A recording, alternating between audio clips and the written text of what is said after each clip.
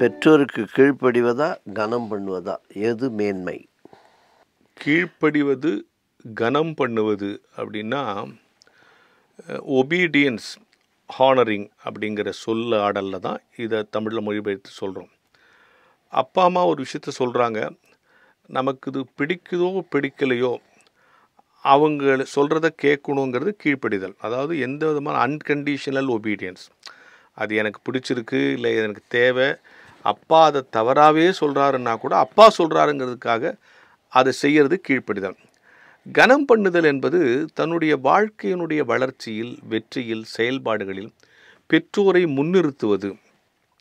இப்போ எந்த காரியத்தை செஞ்சாலும் ஜெபம் பண்ணிட்டு தொடங்குகிறோம். அப்போ கடவுளை முன்னிறுத்தணும் அப்படிங்கிறது, கடவுளை கனம் பண்ணணும்.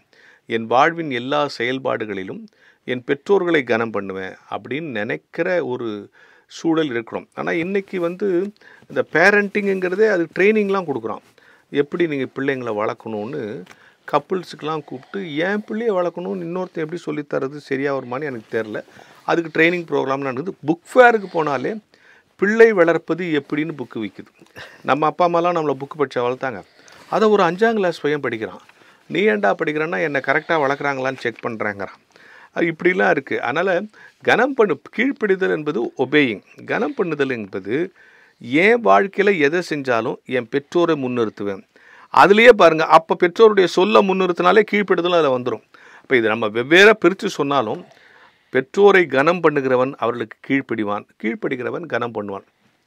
பிரித்து பொருள் கொள்ளணும்னு சொன்னால், உதாரணத்துக்கு ஒன்று செய்யுங்க, நீ கடைக்கு போயிட்டு வாடான்னு எங்கள் அப்பா சொன்னால் நான் கடைக்கு போயிட்டு வந்தால் அது கீழ்ப்படிதல். நான் சம்பாரித்து கடைக்கு போய் துணி வாங்கும்போது முதல்ல எங்கள் அப்பாவுக்கு ஒரு வேஷ்டி வாங்கினது கொடுத்தா அது கனம் பண்ணுது. அவ்வளோ.